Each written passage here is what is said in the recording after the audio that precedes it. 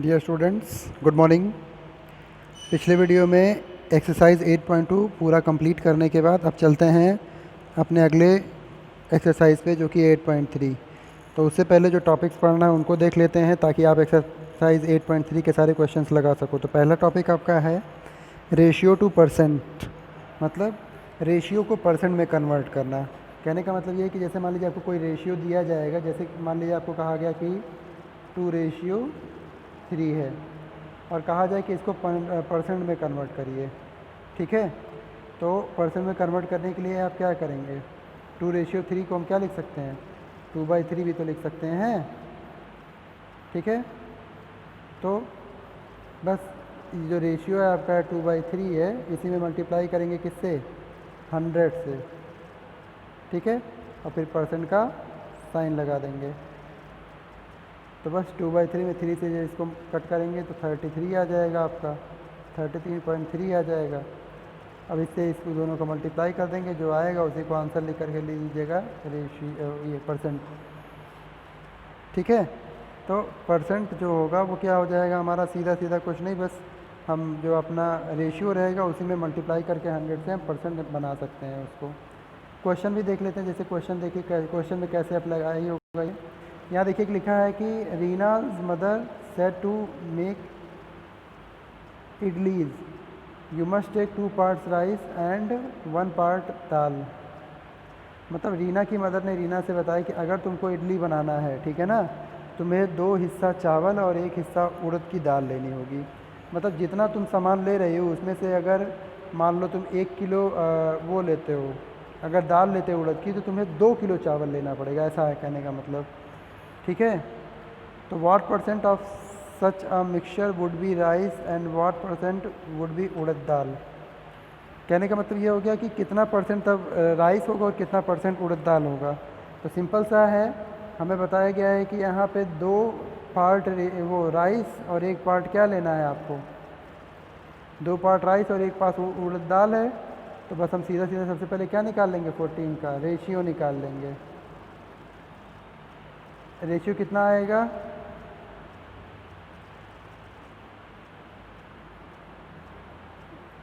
ये आ जाएगा आपका किस रेशियो में? 1 मिनट, रेशियो का मतलब है किस रेशियो में ये रखे जा रहे हैं। तो रेशियो में रखे जा रहे हैं 2 रेशियो आपका राइस है, और फिर रेशियो 1 आपका क्या है? किसका? उड़द दाल का। तो रेशियो ये हो गया आपके, ठीक है ना, 2:1। इसी रेशियो में रखा जा रहा है, 2 चावल रखा जा रहा है और फिर 1 उड़द दाल। ठीक है, तो इस टाइप के क्वेश्चन में हम करते क्या है, हम सबसे पहले सम ऑफ रेशियो निकालते हैं, रेशियो का सम।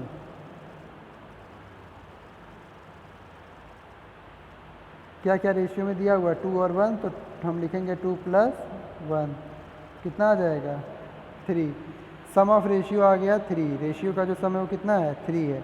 अब ये पता करना है कितना राइस है और कितना दाल है। ठीक है ना, तो ऐसे लिख सकते हैं परसेंटेज, यहाँ देखिए लिखा भी हुआ है percentage of rice, percent of rice.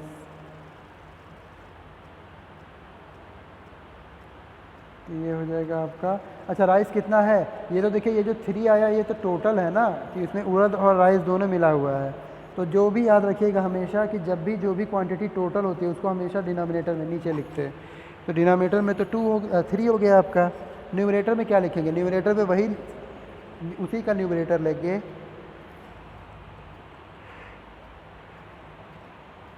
या ये कहे वही नंबर लेंगे जिसके बारे में हमें पता करना। जैसे राइस और दाल, ठीक है ना, चावल और दाल, इन दोनों में से हमें अभी चावल के बारे में पता करें तो चावल कितना है? तो चावल अभी आपको पता है कि चावल कितना है?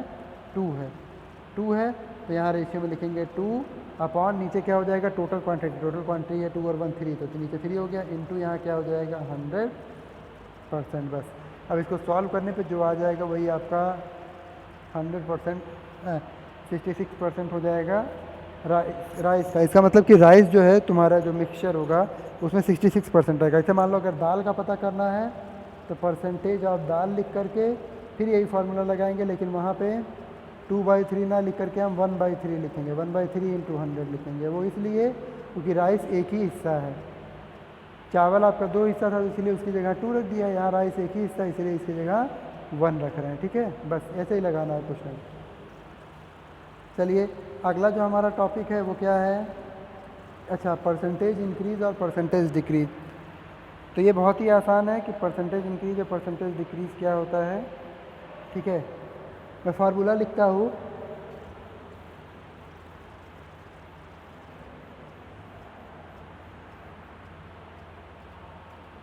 Percentage increase is equal to क्या होता है, चेंज इन वैल्यू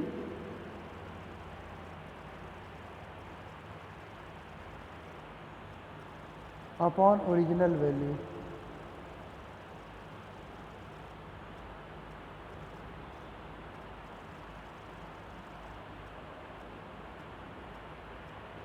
तो चलिए परसेंटेज हो गया आपका। अब परसेंटेज इंक्रीज हो या डिक्रीज हो, याद रखिए ये जो फॉर्मूला मैंने आपको बताया है अभी, ये दोनों पे अप्लाई होता है, चाहे परसेंटेज इंक्रीज हो या फिर परसेंटेज डिक्रीज, या फिर अगर लास्ट परसेंट हो इंक्रीज या लास्ट परसेंट डिक्रीज, सबके लिए यही फार्मूला है। इसलिए मैंने ऐसा फार्मूला लिखा ताकि आप दोनों तीनों जो भी हैं उन सब पे अप्लाई कर सको। अब कैसे करना है अप्लाई, चलो देख लेते हैं, एग्जाम्पल के थ्रू देखते हैं या क्वेश्चन लगा एक्सरसाइज का। चलो एक एग्जाम्पल देख लेते हैं, क्वेश्चन तो लगाना ही है। इसमें देखिए क्वेश्चन नंबर 16 क्या कह रहा है कि school team won 6 games this year against 4 games won last year, तो what is the percent increase. इसे कह रहा है कि एक स्कूल टीम है जो इस बार 6 मैचेस जीती है इस साल, जबकि पिछले साल उसने केवल 4 मैचेस जीते थे जितना खेला था उसमें। तो आपको बताना है कि उसका परसेंटेज इंक्रीज हुआ उस टीम का या डिक्रीज हुआ। तो सिंपल सी बात है, पिछले साल वो 4 मैच खेले थे, 4 ही गेम केवल जीत पाए थे, 4 ही मैच जीत पाए थे। इस बार 6 मैच जीते हैं, तो जाहिर सी बात है उनका परफॉर्मेंस इम्प्रूव हुआ है। तो कितना परसेंट इम्प्रूव हुआ है यही बताना है आपको। ठीक है, तो जैसा मैंने आपको बताया सबसे पहले कि हम क्या लिखेंगे, change in value. Change in value पता करें कि वैल्यू में कितना बदलाव आ रहा है।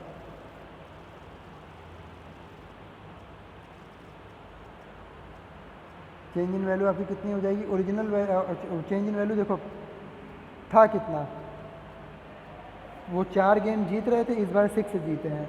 तो वैसे तो चेंज इन वैल्यू ये हो जाएगा क्या कि, याद रखिए चेंज इन वैल्यू हमेशा पिछले से अगला वाला माइनस करते हैं ये, या फिर ये कह लीजिए कि चेंज इन वैल्यू जब निकाले तो निगेटिव नहीं होना चाहिए। ऐसा नहीं है कि आप जो 4 गेम इस साल पिछले साल जीते थे तो मतलब इस साल जीते हैं, नहीं नहीं, एक मिनट, 4 गेम तो पिछले साल जीते थे, 4 गेम पिछले साल जीते थे और माइनस इस साल जो जीते हैं उसको माइनस कर दो, 4 - 6 करोगे तो -2 आएगा। -2 में ऐसा हो ही नहीं सकता, ठीक है ना। इसलिए हम यहाँ पे क्या करेंगे, 6 - 4, मतलब हमेशा बड़े में से छोटा घटाएंगे। ये याद रख लो इसमें क्या चाहो तो इस चैप्टर में कि हमेशा बड़े से छोटा घटाएंगे। तो change in value is equal to कितना हो जाएगा आपका 6 और माइनस क्या आ जाएगा 4, कितना आ जाएगा 2। मतलब क्या कि 2% जो है अभी, मतलब जो है 2 जो है वो चेंज इन वैल्यू आया। अब परसेंटेज इंक्रीज ऐसे लिखेंगे, परसेंटेज इंक्रीज। परसेंटेज इंक्रीज क्या होगा आपका फार्मूला, चलिए मैं फार्मूला बता दी, इसको नोट कर लीजिएगा, change in value upon original value.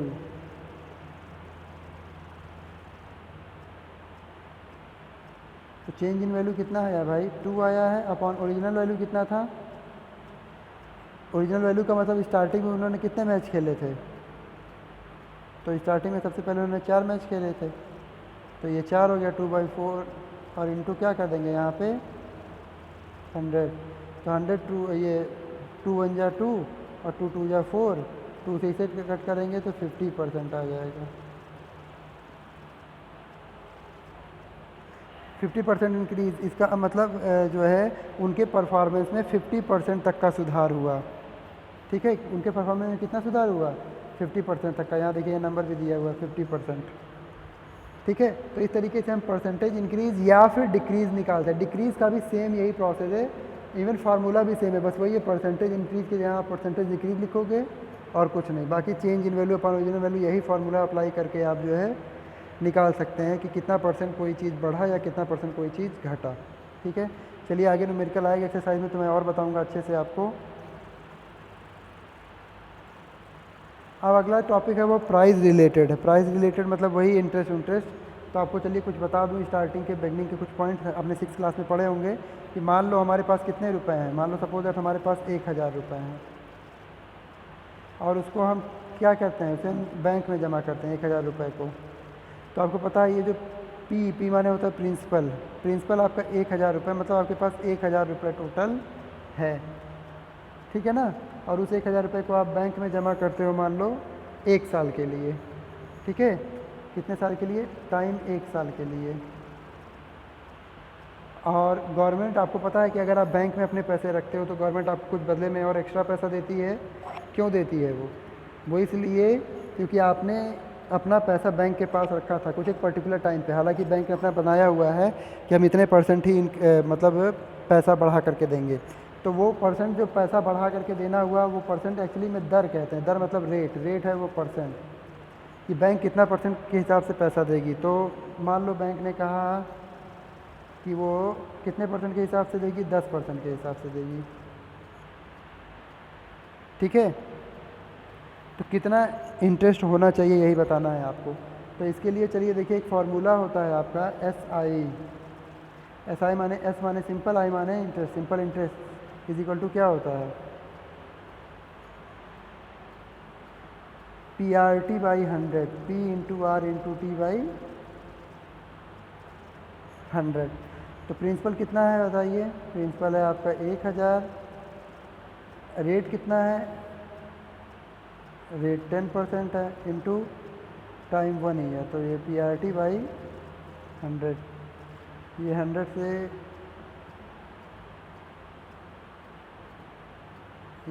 अपना ये काट देंगे जब हम, तो कितना आ जाएगा ये, इनफैक्ट वो कट करेंगे तो ये 10 होगा। और उसके बाद में 10 इंटू आर कितना था, 1 है, नहीं सॉरी यार 10% है। तो 10 इंटू 10, एक मिनट थोड़ा सा इसमें कंफ्यूजन हो रहा है, तो साफ से मैं कर दूँ। इसमें जगह नहीं है, जगह बना लेते हैं थोड़ा सा। पी आर टी बाई 100 इसको इधर कर देता हूँ।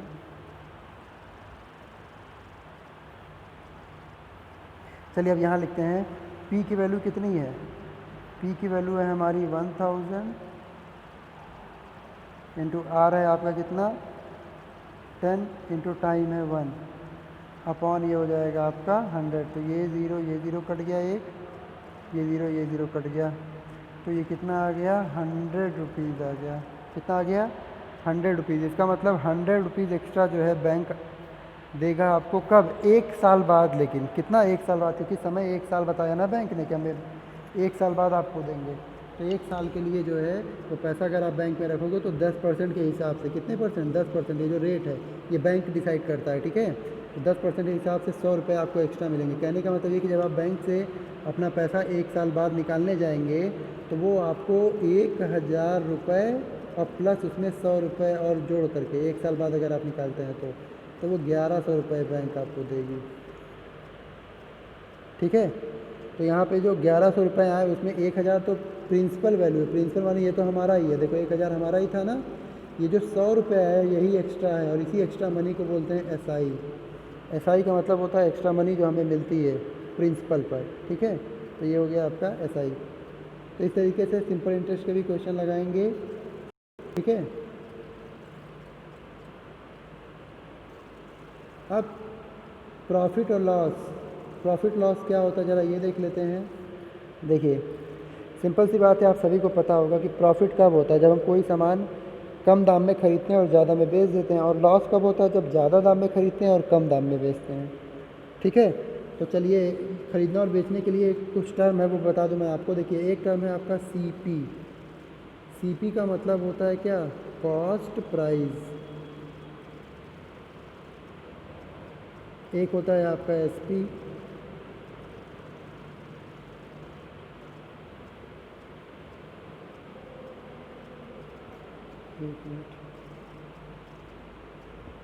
एसपी माने होता है सॉरी सेलिंग प्राइस। सीपी माने कॉस्ट प्राइस, एसपी माने सेलिंग प्राइस। सीपी का मतलब हो गया कि कितने में आपने ख़रीदा है, और एसपी मतलब हो गया कितने में आपने बेचा है।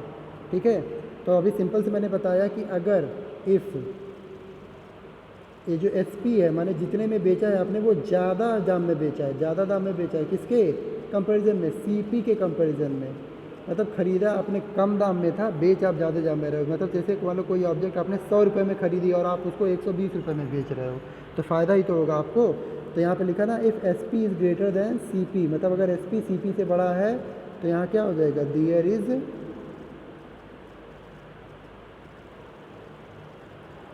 Is profit. तो यहाँ क्या हो जाएगा, प्रॉफिट। अगर एस पी बड़ा होगा सी पी से तो फिर वहाँ पे क्या हो जाएगा, प्रॉफिट हो जाएगा। ठीक है, और इसी का उल्टा if C P is greater than S P, मतलब कि अगर सी पी ज़्यादा है और एस पी कम है, मैंने कहने का मतलब ये कि आपने ज़्यादा दाम में ख़रीदा लेकिन बेचना आपको कम दाम में पड़ रहा है, तब उस सिचुएशन में आपका लॉस होता है। क्या होता है, लॉस होता है। ठीक है, तो लॉस इज इक्वल टू हो जाएगा आपका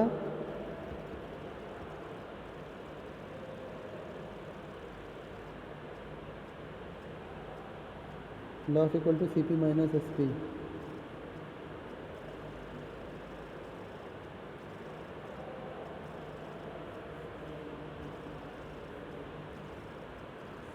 C P minus S P, चलो ठीक है। तो आई थिंक आपके समझ में आ गया कि प्रॉफिट क्या होता है, लॉस क्या होता है। प्रॉफिट तब होता है जब हम कम दाम में सामान खरीदते हैं और ज़्यादा में बेचते हैं। ठीक है, तो प्रॉफिट इक्वल टू पता करना है अगर, तो S P minus C P कर देंगे। S P minus selling price minus cost price, जितना आएगा वही प्रॉफिट होगा, वही फ़ायदा। और लॉस कब होता है, जब हम कम दाम में ज़्यादा दाम में खरीद के कम में बेचते हैं, तो उसके लिए C P minus S P कर देते हैं। ठीक है, सी पी में कितना आपने ख़रीदा है वो माइनस एस पी। ठीक है, तो सी पी में से एस पी घटा देते तो जो आता है वो क्या हो जाता है, आपका लॉस आ जाता है। ठीक है, अब प्रॉफिट परसेंट और लॉस परसेंट पढ़ना है। तो प्रॉफिट परसेंट माने क्या कि जैसे अभी मैंने बताया आपको कि प्रॉफिट हुआ है 10 रुपये का। ठीक है, लेकिन वो 10 रुपये कितना परसेंट है ये बताना है आपको। ठीक है, प्रॉफिट परसेंट का मतलब ये होता है, तो ये फार्मूला होता है, चलिए मैं बता दे रहा हूँ आपको, नोट कर लीजिएगा और याद कर लीजिएगा कि profit percent is equal to होता है आपका profit upon C P, profit upon C P multiplied by 100 और परसेंट। ठीक है, और लॉस परसेंट इक्वल टू क्या होता है, लॉस परसेंट इक्वल टू होता है loss percent equal to loss upon C P multiplied by 100।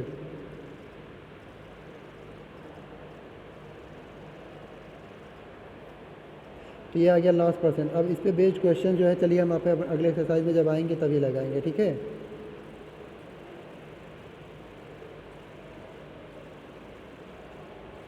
अब देखते हैं आगे है क्या।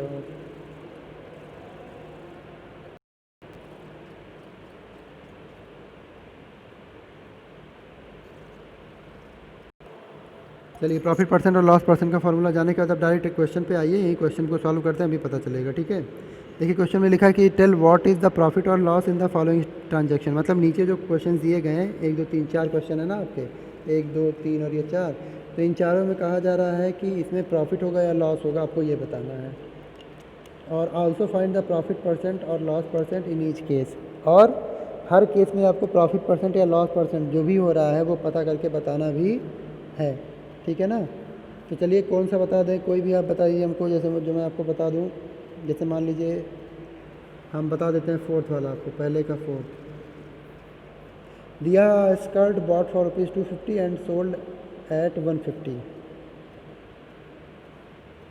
तो यहाँ पे एक स्कर्ट जो है, तो ऐसे लिखेंगे सी पी ऑफ स्कर्ट।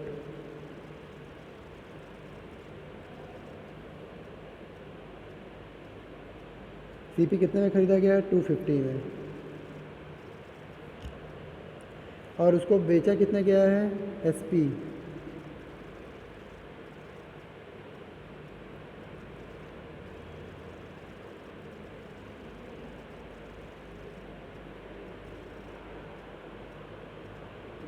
चलो C P of start S P of start लिखना है 1 मिनट।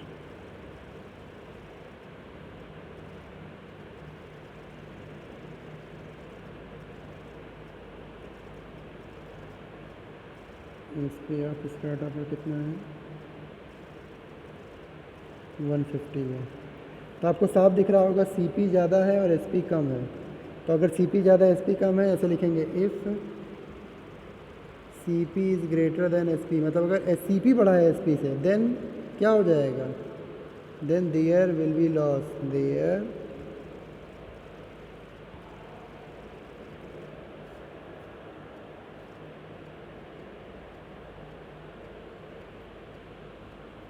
तो अब आपका हो गया अगर सी पी ज़्यादा है और एस पी कम है तो लॉस होगा। और हमारे केस में क्या है, सी पी ज़्यादा है एस पी ही कम है, तो हमें लॉस निकालना होगा। तो देन लॉस इक्वल टू क्या हो जाएगा आपका C P minus S P.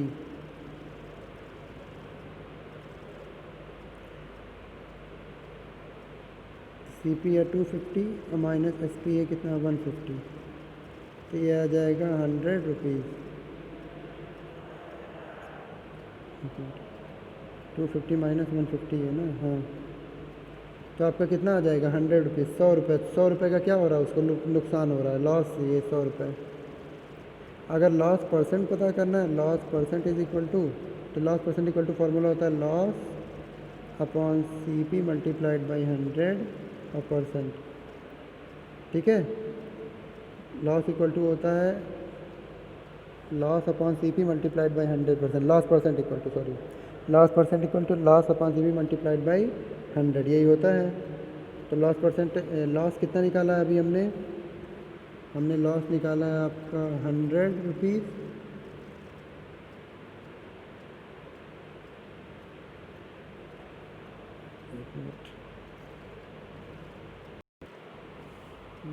तो यहाँ लिख देता हूँ loss percent equal to loss upon C P ना, तो लॉस कितना था 100 रुपीज़ का था, अपॉन सी पी कितना था, सी पी आपका है 250 इंटू 100%, क्योंकि परसेंट निकाला लॉस परसेंट ना।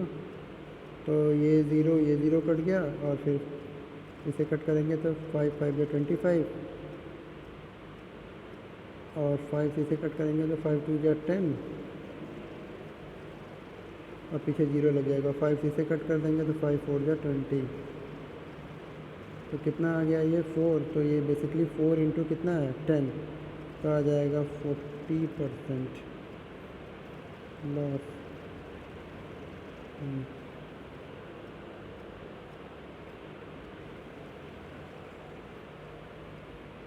40% लॉस, ठीक है। चलिए, तो इस तरीके से जो है आप पहला क्वेश्चन मैंने बता दिया, बाकी के क्वेश्चंस आप ट्राई करिएगा, नहीं आता है तो मैं जो है आपको अगले वीडियो में बाकी के क्वेश्चन, मतलब क्वेश्चन नंबर 2, ठीक है, पहला क्वेश्चन कंप्लीट हो गया है, क्वेश्चन नंबर 2 से मैं आपको बताना शुरू करेंगे अपने अगले वीडियो में, ठीक।